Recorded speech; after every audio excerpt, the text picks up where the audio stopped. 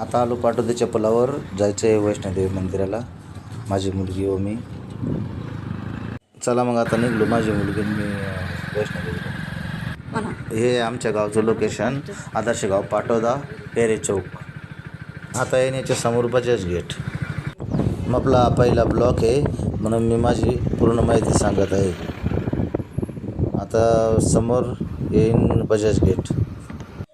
आता आलो जय भीम चौकामध्ये.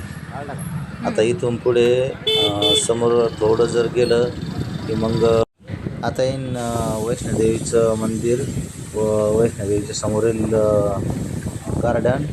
और मला कमेंट करून नक्की सांगा की लोकेशन कुणाला आहे.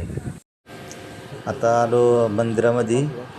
हे बघा लय भारी मंदिर आहे, खूप चांगल्या पद्धतीनं बांधकाम केलेलं आहे. आता दर्शन घेतो.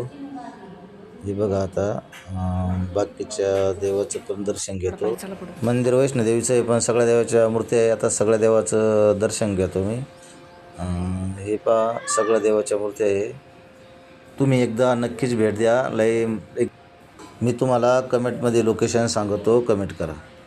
आता सगळ्या देवाचे दर्शन घेतले. आता जातो गार्डनमध्ये. गार्डनमध्ये देवस्थान आहे. इकडे पाय एकदा. हे आपला पहिला ब्लॉक आहे. मला सपोर्ट करा मित्रांनो. हे बघा हे गार्डन आहे वैष्णोदेवीचं, खूप चांगलं एकदम गार्डन आहे.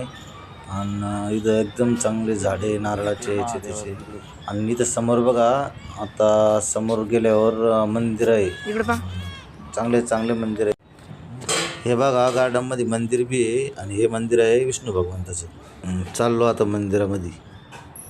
आता दर्शन घेतो आणि तुम्हाला दाखवतो विष्णू भगवंताची मूर्ती. हे बघा विष्णू भगवंताची मूर्ती. आणि तुम्ही पण दर्शन घ्या. आणि एक वेळेस आता भेटू मित्रांनो पुढल्या ब्लॉगमध्ये. सपोर्ट करा.